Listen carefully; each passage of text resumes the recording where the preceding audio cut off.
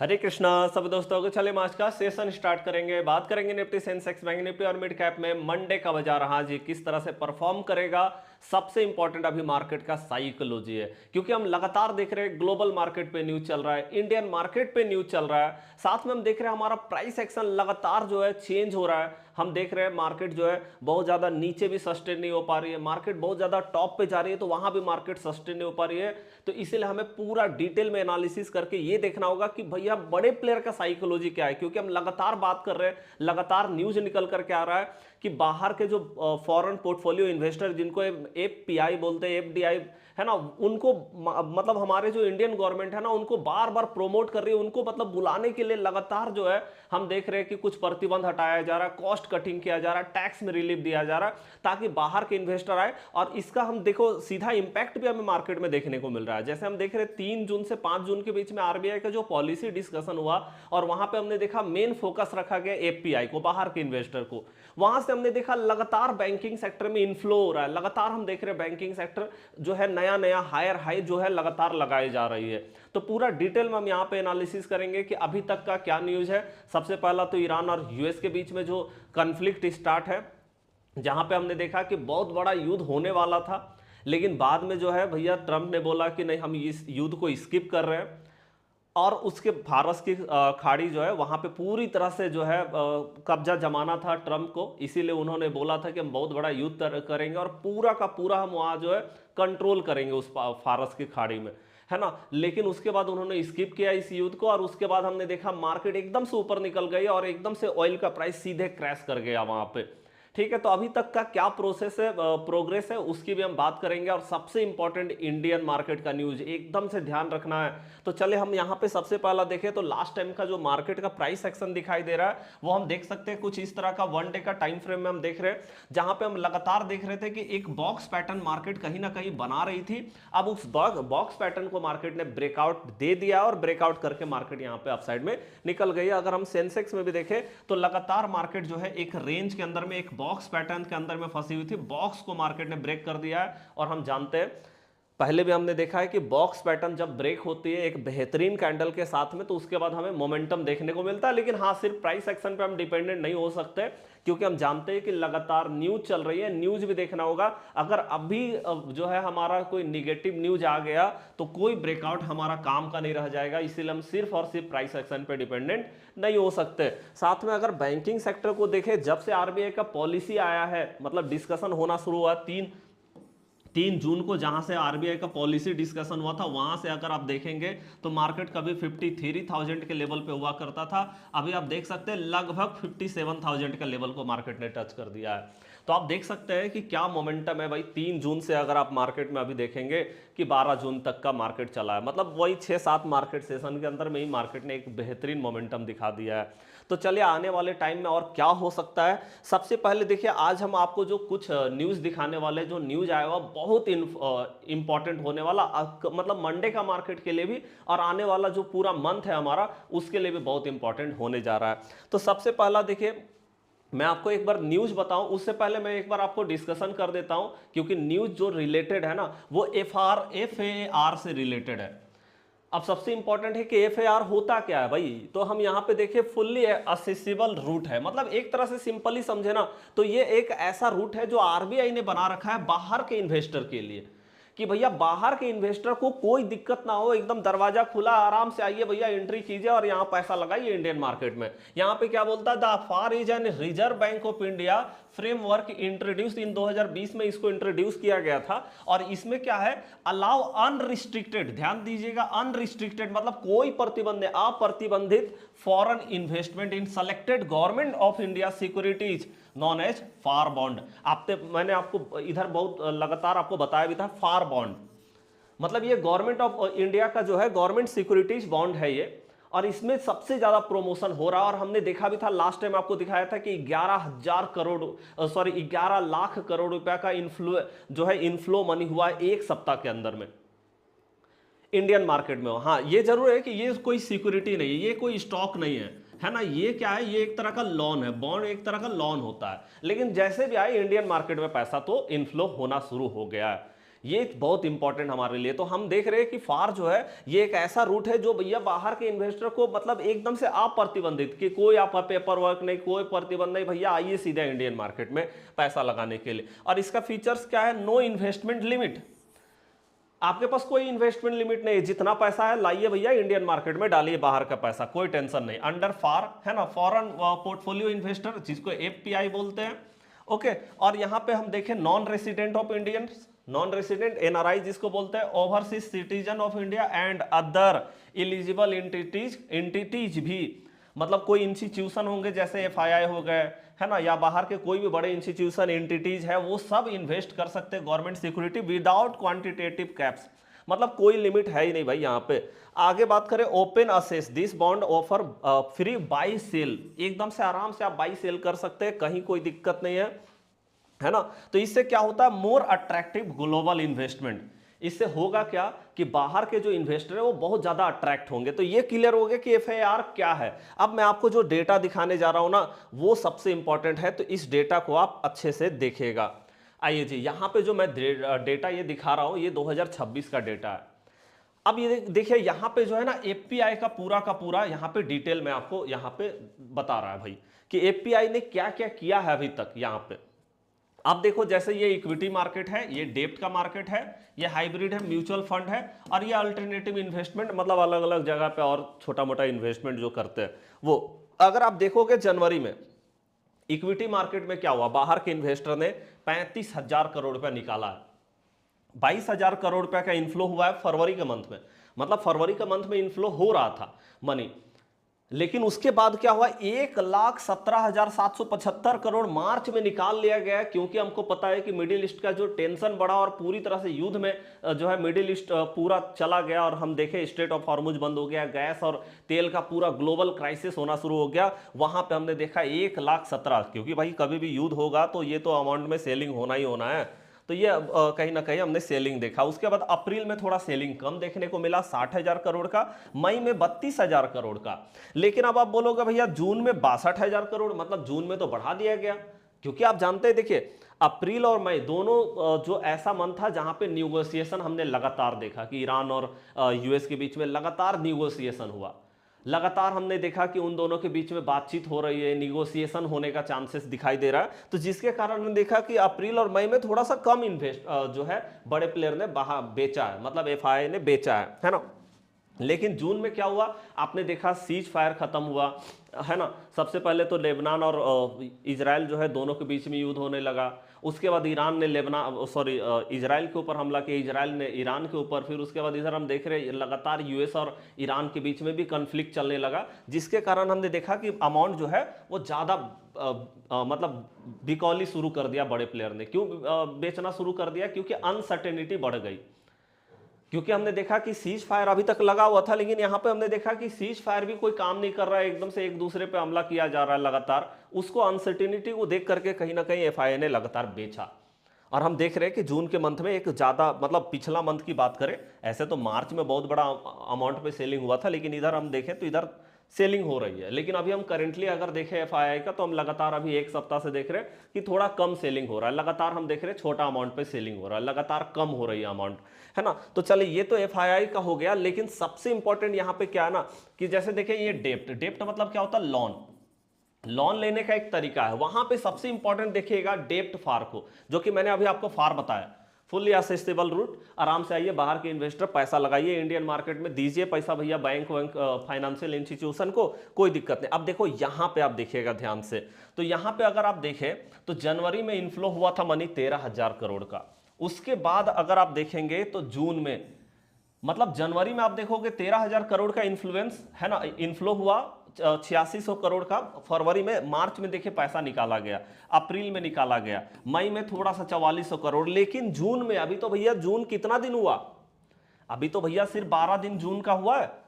12 दिन में 13,000 करोड़ का इनफ्लो जो है मनी यहाँ पे हो चुका है। आप समझ सकते हैं कि इतना जल्दी इतना बड़ा अमाउंट जो है मतलब इनफ्लो हो रहा है मनी। तो आप समझ सकते हैं कि एक बड़ा अमाउंट तो कहीं ना कहीं दिखाई दे रहा है। मीन्स ये मंथ का लास्ट में हो सकता है कि लगभग 3 गुना हो जाए। अभी हम जिस तरह से देख रहे हैं एवरेज, हो सकता है इससे भी ज़्यादा अमाउंट पे यहाँ पे इन्वेस्टमेंट हो, मतलब पैसा इनफ्लो हो। अच्छा, उसके बाद आप अगर ये VRR को भी देखेंगे या डेब्ट का लिमिट को भी यहाँ पे देखेंगे, तो यहाँ भी आप देखेंगे 3000 करोड़ का अभी तक हो चुका है इनफ्लो हो चुका है। और यहां भी आप देखेंगे तो 2600 करोड़ का अभी तक हो चुका है। मतलब इधर हम देख रहे हैं कि डेब्ट फंड को जो गवर्नमेंट है वो लगातार वहां पे इजी कर रही है, जिसके कारण हम देख रहे हैं यहां पे अमाउंट इनफ्लो हो रहा है।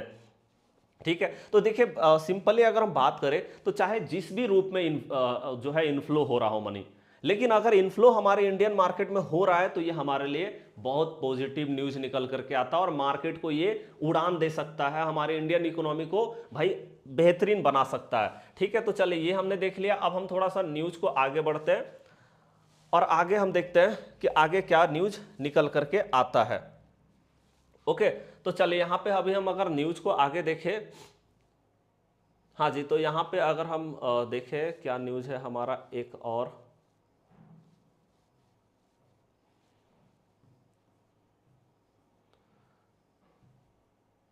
हाँ जी, देखिए यहां पे ये देखिएगा, यहां पे क्या बोला है, बैंकरों का कहना है कि आरबीआई के कदमों के बाद, आरबीआई ने जो कदम लिया है बाहर के इन्वेस्टर को लगातार प्रोमोट करने का काम जो किया है ना, ब्याज दरों में गिरावट। अब देखिए ब्याज दरों में गिरावट क्यों होता है ना, ब्याज दरों में गिरावट इसलिए होता है क्योंकि जैसे जैसे आप समझो कि जैसे जैसे बॉन्ड का प्राइस बढ़ता चला जाएगा ना, वैसे वैसे इंटरेस्ट का प्राइस कम होगा।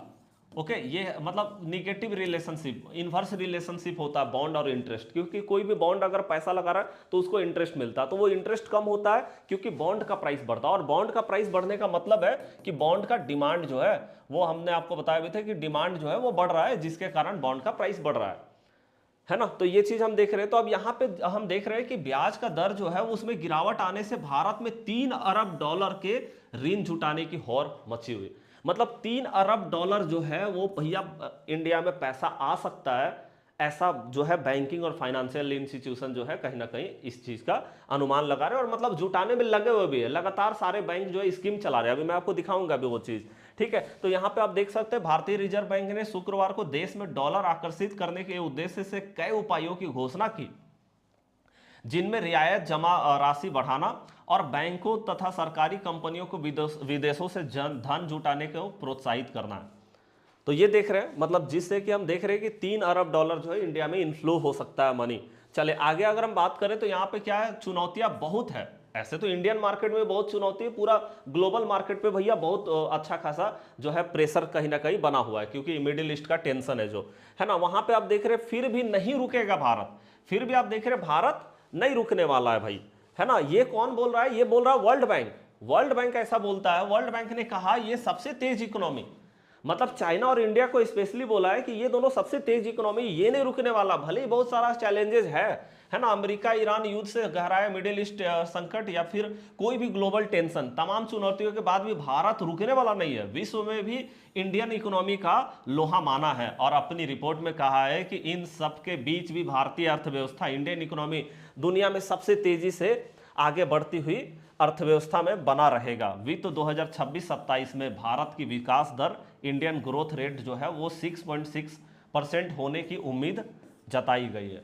ये वर्ल्ड बैंक बोल रहा है कि इंडियन इकोनॉमी नहीं रुकने वाला भाई, चाहे कितना भी चैलेंजेस हो, क्योंकि हम देख रहे हैं, हम लगातार भाई ऑप्शन निकाल रहे हैं। पेट्रोल हमारे पास नहीं, डीजल नहीं, तो हम एथेनॉल का यूज कर सकते हैं, मतलब हमारे पास ऑप्शन है बहुत सारा, है ना। ये चीज हम जानते हैं क्योंकि हम लोग जुगाड़ू लोग हैं। ओके, चले आगे अगर हम बात करें तो और क्या निकल करके आ रहा है, हाँ जी, यहाँ पे देखिए bank of Baroda, bank of Baroda ने क्या किया, ने विशेष FCNR। अब आप बोलोगे भैया ये FCNR क्या है ना। चले एक बार मैं आपको FCNR को आपको बता देता हूं कि FCNR है क्या, थोड़ा सा बस समझने की जरूरत है। जैसे देखिए FCNR क्या है, fix deposit account. FCNR B, मतलब एक FCNR B अभी लॉन्च किया गया, FCNR A पहले से चल रहा है, B लॉन्च किया गया। खाता आपको आरबीआई द्वारा निर्धारित अवधि के लिए स्वतंत्र रूप से अपरिवर्तनीय विदेशी मुद्रा में भारत में एक निश्चित जमा राशि रखने की सुविधा देता है। मतलब आप जानते हो, आप ना विदेशी मुद्रा को इंडियन मार्केट में आप सीधा अकाउंट खुलवाओ बैंक में और बैंक में अकाउंट खुलवा करके, मतलब आप दूसरा देश के रहने वाले, लेकिन आप इंडियन मार्केट मतलब इंडियन बैंक में अपना अकाउंट ओपन कीजिए और आप अपना विदेशी मुद्रा में पैसा जमा कीजिए। ऐसा नहीं कि उसको परिवर्तन करने की जरूरत है ना। ओके तो यहाँ पे आप देख रहे हैं, मतलब आप भाई एकदम आराम से, जैसे हम लोग बैंक में कैसे पैसा रखते हैं वैसे बाहरी लोगों को सुविधा दिया जा रहा है कि आइए पैसा रखिए, क्योंकि यह खाता विदेशी मुद्रा में रखा जाता है, इसलिए यह जमा अवधि के दौरान मुद्रा के उतार चढ़ाव से आपकी धनराशि को सुरक्षित रखता है। क्योंकि हम जानते हैं कि भैया विदेशी मुद्रा में अगर पैसा रखा गया तो आप जानते हैं कि बहुत ज्यादा फ्लैक्चुएशन होता है। हमने देखा है डॉलर हो या ऑस्ट्रेलियन डॉलर हो या कोई भी देश का करेंसी हो भैया, वो बहुत ज़्यादा फ्लैक्चुएट होता है, तो उससे सुरक्षा भी मिलेगा आपको। अगर आप इंडियन बैंक में जो है पैसा रखेंगे आप बाहर के मनी को, तो आपको वहाँ पे ये चीज़ का भी गारंटी मिलेगा कि भैया वो जो फ्लैक्चुएशन हो रहा है उससे भी आपको यहाँ पे जो है वो उतार चढ़ाव से भी सुरक्षित रखा जाएगा। एनआरआई बैंक खाते की तरह इस खाते में जमा धनराशि और अर्जित ब्याज भारत में टैक्स फ्री होगा। मतलब आप आइए भैया इंडियन बैंक में अपना अकाउंट ओपन कीजिए, बाहर का कोई भी मुद्रा किसी भी देश का आप आराम से जमा कीजिए, उसमें टैक्स भी नहीं लगेगा और आपको उतार चढ़ाव से भी सुरक्षा दिया जाएगा, मतलब जो फ्लैक्चुएशन हो रहा है ना। और एफसीएनआर खाता आपको अपने एनआरआई खाते से धनराशि स्थानांतरित करने, मतलब आप इससे अपना पैसा ट्रांसफर भी कर सकते हैं, जैसे गूगल पे वगैरह होता है ना, यहाँ पे करने की सुविधा देता है। आप अपने विदेशी बैंक खाते से सीधे भारत में एफसीएनआर खाता खोलने के लिए धनराशि भेज सकते हैं, डायरेक्ट आप जमा कर सकते हैं, कोई दिक्कत नहीं है। चलिए तो अब हम यहाँ पे अगर देखें तो इससे होगा क्या। अब देखिए, अब ये न्यूज को आप देखिए कि यहाँ पे बैंक ऑफ बड़ौदा ने किया क्या। आप जानते हैं ये एक गवर्नमेंट बैंक है। बैंक ऑफ बड़ौदा ने विशेष एफसीएनआर बी योजना शुरू की है, जिसके तहत डॉलर जमा करने पर 6% तक ब्याज दर मिलती है। मतलब 6% ब्याज दर बढ़ा दिया, ब्याज दर को कि भैया आइए, अट्रैक्ट किया जा रहा है। लगातार हम देख रहे हैं बैंकिंग सेक्टर में। और सिर्फ ये बैंक ऑफ बड़ौदा की बात नहीं, इस योजना के तहत बैंक 5 साल की परिपक्व मतलब मैच्योरिटी है ना, मैच्योरिटी अवधि वाले अमेरिकी डॉलर जमा पर 6%, मतलब आप समझ रहे हैं फिक्स डिपॉजिट आप कीजिए, यहाँ पे सीधे फिक्स डिपॉजिट अकाउंट ओपन कीजिए, पैसा जमा कीजिए, उस पर 6% का ब्याज मिलेगा और 5 साल के लिए आप आराम से फिक्स डिपॉजिट करा सकते हैं, कोई दिक्कत नहीं है। अवधि पर ब्याज ब्रिटिश पाउंड, चाहे आप ब्रिटिश पाउंड लेके आइए, आप ऑस्ट्रेलियन डॉलर लेके आइए, अमेरिकन डॉलर लेके आइए, है ना, तो आप देख रहे हैं कि भैया सब पे आप देख रहे हैं कि कितना कितना मिलेगा। मतलब जैसे पहले डॉलर अगर आप जमा कराते हैं अमेरिकन डॉलर तो 6%, अगर आप ऑस्ट्रेलियन डॉलर या ब्रिटिश पाउंड को जमा करते हैं 4.75, कनेडियन डॉलर जमा करते हैं तो 5.15, यूरो जमा करते हैं तो 3.75, मतलब इस तरह से ब्याज दर निर्धारित कर दिया गया। आप समझो कि मतलब ये मैं आपको क्यों बता रहा हूं, ये सब बताने का क्या कारण है, क्योंकि आप समझिए कि इनफ्लो हो रहा है हमारे इंडियन मार्केट में जो है पैसा, बाहर का पैसा, और उसके लिए लगातार हम देख रहे हैं। सिर्फ ऐसा नहीं है कि सिर्फ ये बैंक, हम देख रहे हैं कि भैया यहाँ पे आप देखो, यह कदम आरबीआई द्वारा विदेशी मुद्रा प्रवाह को प्रोत्साहित करने के लिए यह सुविधा 30 सितंबर तक दिया गया। 30 सितंबर तक आप आराम से बाहर का को अट्रैक्ट कर सकते हैं, बाहर का पैसा जमा कर सकते हैं। उसके बाद हो सकता है नया नियम निकाला जाए, है ना, उपलब्ध है। और इससे भंडार संचय और रुपया की अस्थिरता को समर्थन मिलने का उम्मीद है। आप समझिए कि मतलब रुपया जो हमारा टूट रहा है ना, वही सबसे बड़ा गवर्नमेंट का चिंता का विषय है कि भैया हमारा इंडियन रुपी टूट रहा है। वो टूटेगा तो बाहर के इन्वेस्टर नहीं आएंगे कभी भी हमारे देश में पैसा लगाने के लिए। इसीलिए यहाँ पे इंडियन रुपी को मजबूत करने के लिए ये कदम उठाया जा रहा है। और देख रहे हैं HDFC bank, PNB, Central Bank of India, Karur Vysya bank, AU small finance bank सहित बैंकों ने विदेशी जमा आकर्षित करने के लिए 3 से 5 साल की मैच्योरिटी पीरियड वाले एफसीएनआर बी डॉलर जमा करने की दरें बढ़ा दी है। मतलब इन्होंने भी जो है अपना इंटरेस्ट रेट बढ़ाया है। तो हम देख रहे हैं कि सारा जो बैंकिंग सेक्टर है वो प्रयास कर रहा है कि भाई बाहर का पैसा किसी तरह से आए, क्योंकि आरबीआई ने एकदम से जो छूट दिया है, कहीं ना कहीं सारे बैंक जो है इस छूट का बेनिफिट उठा रहे हैं। चलिए, तो हम देख रहे हैं कि यहां से क्या होगा, यहां से यही होगा कि भैया हमारे इंडियन मार्केट में इनफ्लो होगा, चाहे जैसे जिस भी रूप में हो। मैं ये नहीं बोल रहा हूं कि अभी एफआईआई जो है एकदम से सीधे आएंगे बाइंग करने के लिए। देखिए, एफआईआई तभी बाइंग करने के लिए आएंगे जब हमारा इंडियन रुपी जो है वो जब हमारा थोड़ा सा चढ़ता हुआ नजर आएगा, तब ये एफआईआई जो है वो अट्रैक्ट होंगे। लेकिन भैया चाहे जिस भी रूप में आए, हमारे इंडियन मार्केट में अगर जो है पैसा इनफ्लो हो रहा है तो ये हमारे लिए सबसे चले तो ये हमारे लिए सबसे बेहतरीन चीज़ें कहीं ना कहीं निकल करके आती है और ये हमारा इंडियन इकोनॉमी को मजबूत करेगा। चलिए, तो ये हम हो गया हमारा इंडियन मार्केट में न्यूज़, जो कि पूरी तरह से पॉजिटिव मेरे को नजर आ रहा है। आपको क्या नजर आ रहा है आप जरूर कमेंट बॉक्स में बताइएगा। आइए अब हम देखते हैं थोड़ा ग्लोबल मार्केट, जहां पे नौटंकी तो चल ही रही है, इसका नौटंकी सबसे ज्यादा है। सबसे ज्यादा इस बंदे ने नौटंकी किया है, इतना नाटक किया भैया इसने कि मैं क्या बताऊं आपको, तो खुद ही आप देख रहे हैं। जब भी मार्केट क्रैश होने वाला रहता है, कुछ बोल करके मार्केट को उठा देता है, और ऊपर उठ जाता है तो कुछ बोल के गिरा देते हैं। तो ये तो भैया पूरा खिलाड़ी आदमी है। तो यहां पे देखते हैं अमेरिका द्वारा लगाई गई नाकाबंदी को हटाना। जैसे देखो सबसे पहले हो क्या रहा है यहाँ पे, एक बार हम इसको एकदम सीरियल वाइज हम जब क्लियर करेंगे तो यहाँ पे हमको क्लियर होगा कि एक्चुअल में हमको यहाँ पे क्या दिखता है। जैसे इजरायली प्रधानमंत्री बेंजामिन नेतान्याहू ने शुक्रवार 12 जून को कहा कि ईरान को परमाणु हथियार हासिल करने से रोकने के लिए वे और अमेरिकी राष्ट्रपति दोनों पूरी तरह से सहमत हैं। मतलब भैया ईरान को हम किसी भी तरह से परमाणु हथियार तो रखने नहीं दे सकते, ये इन्होंने बेंजामिन जो है ना इन्होंने बोला है। यह बयान ट्रंप द्वारा तेहरान के साथ जल्द ही होने वाले समझौते की बात कहने के एक दिन बाद आया है। मतलब इन्होंने भैया कहा था ना कि अब तो बातचीत होने वाला, बस डील फाइनल होने वाला है, ऐसा बोला, जिसके कारण पूरा मार्केट उड़ गया। ऑयल का प्राइस एकदम से $87 तक पहुंच गया, वो हमने देखा। नेतान्याहू ने एक बयान में कहा, जब तक मैं इजराइल का प्रधानमंत्री हूं ईरान के पास परमाणु हथियार नहीं होंगे, तब तक भैया उसके पास परमाणु हथियार तो नहीं होगा। इस मुद्दे पर राष्ट्रपति ट्रंप और मेरे बीच पूरी सहमति है। चले, तो ये तो तय है कि भैया परमाणु तो नहीं रखने दिया जाएगा ईरान को। और देखिए ऐसे भी ईरान का पूरा बेस तबाह हो चुका, बस उनके पास यूरेनियम जो अभी जमा है, बस वही चीज़ है। अब देखिए यहाँ पे अगर देखें तो गुरुवार को अमेरिकी राष्ट्रपति डोनाल्ड ट्रंप ने ईरान पर और हमले करने की अपनी धमकी को वापस ले ली। आप जानते हैं भैया, यही तो, इसी के कारण तो मार्केट ऊपर गया। पहले बोला बड़ा हमला करेंगे फारस की खाड़ी पे, हम पूरा कंट्रोल करेंगे स्टेट ऑफ हॉर्मुज को, इतना बड़ा हमला करेंगे। और बाद में बोला नहीं, हमला नहीं करेंगे, बातचीत बहुत करीब है, ऐसा बोल दिया। बोला डील होने ही वाला, बस होगी क्या, ऐसा समझ लीजिए।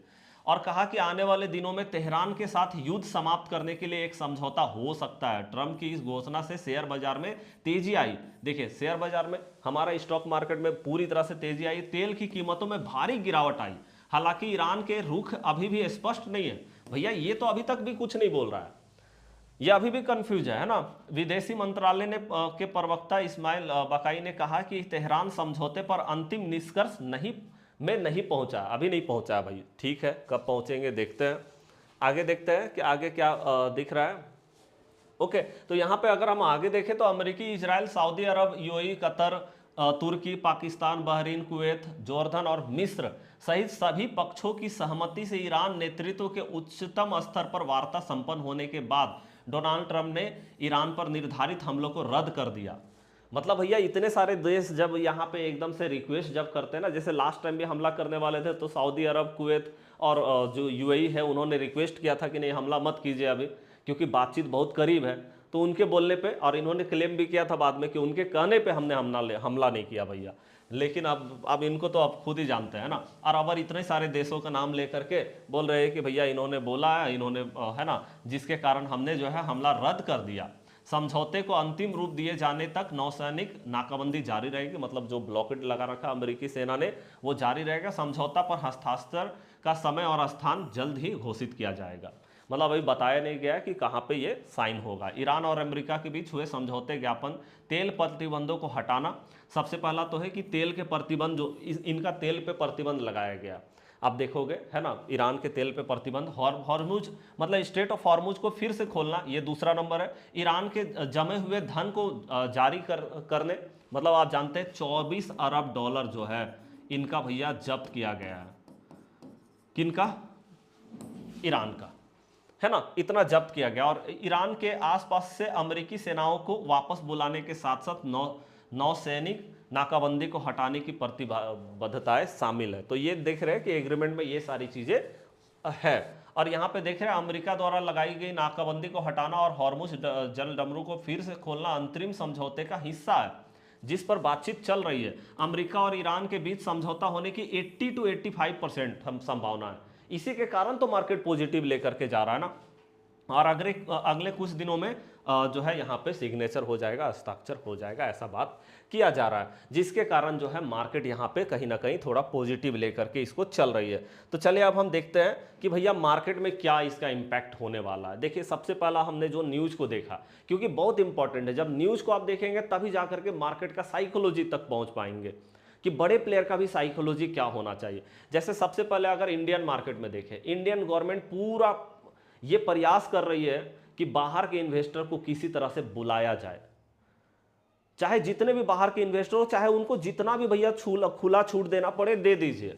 ऐसा गवर्नमेंट का कहीं ना कहीं हम देख रहे हैं न्यूज़ से, और ये जितनी भी चीज़ें निकल करके आ रही है उससे पता चल रहा है कि जितना भी छूट देना है, जितना भी टैक्स फ्री करना है कर दीजिए, उनको बुलाइए, क्योंकि वो जब आएंगे तो हमारा इंडियन इकोनॉमी ग्रो करेगा। और हम देख भी रहे हैं कि इसका बहुत अच्छा पॉजिटिव इंपैक्ट पड़ा है। अभी हम एक सप्ताह के अंदर में ही हमने देखा लगातार कि बहुत अच्छा इंपैक्ट पड़ रहा है। मतलब आने वाले टाइम में और पॉजिटिव इंपैक्ट होने का चांसेस बहुत ज़्यादा दिखाई दे रहा है यहाँ पे, है ना।